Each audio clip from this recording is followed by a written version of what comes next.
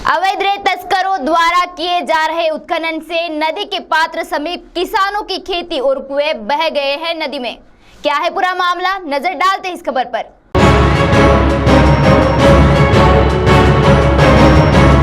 अवैध रेत तस्कर अपनी मनमानी से बाज नहीं आ रहे हैं। इसका मुख्य कारण है प्रशासन एवं नेताओं के साथ इनकी मिलीभगत, जिसका खामियाजा महसूल के रूप में शासन को तथा नदी के आसपास सटे हुए किसानों को भुगतना पड़ रहा है। ब्रह्मपुरी तहसील के पिंपल गांव से वैनगंगा नदी बहती है। जाहिर है धूपकाला होने के कारण नदी का पानी सूख जाता है और यह वही समय है जब रेत तस्कर अवैध रूप से रेत निकाल कर ले जाते हैं। इस नदी से रेत ले जाने के लिए नीलामी भी हुई थी, किंतु नीलामी करते समय कुछ नियमों का पालन करना जरूरी होता है, जैसे कि लंबाई, चौड़ाई तथा ऊंचाई। इनके मापदंड भी ठहरे हुए हैं, लेकिन रेत तस्कर इन नियमों को ताक पर रखकर अवैध तरीके से रेत का उत्खनन करते हुए नजर आ रहे हैं, जिसके कारण नदी के छोर की जमीन धीरे धीरे खिसकते हुए नजर आ रही है। अब तो आलम यह है कि नदी से सटे कई किसानों के खेत नदी के पानी में बह गए।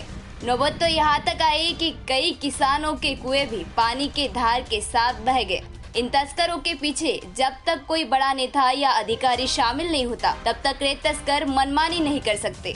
इस घटना के बाद ग्रामवासियों ने प्रशासन एवं पालक मंत्री से भी न्याय की गुहार लगाई, किंतु अभी तक किसी भी प्रकार की कार्रवाई नहीं हुई। और तो और अभी भी रेत तस्कर खुलेआम रेत का उत्खनन करने में जुटे हुए हैं।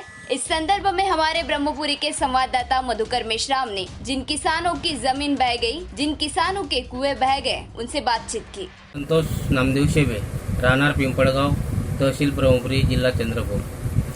माझी शेती आहे 266 नंबर गट नंबर आहे। ही शेती वैनगंगा नदीच्या काठावर आहे। या शेतीचे पूर्णपणे नुकसान झालेले आहे आणि या शेतीतील विहीर पण नदीपात्रात गेलेली आहे। ते कशामुळे ते वाढूचा दरवर्षीप्रमाणे लिलाव होत आहे।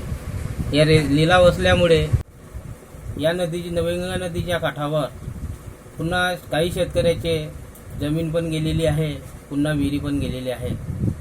तरी जवळपास या नदीच्या काठावर जवळपास 18 शेतकरी आहेत।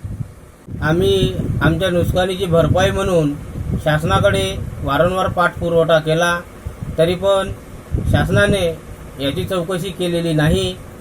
तरी या नुकसानीची भरपाई म्हणून शासनाने तुरंतमध्ये चौकशी करून याची नुकसान भरपाई देण्यात यावी ही विनंती करतो।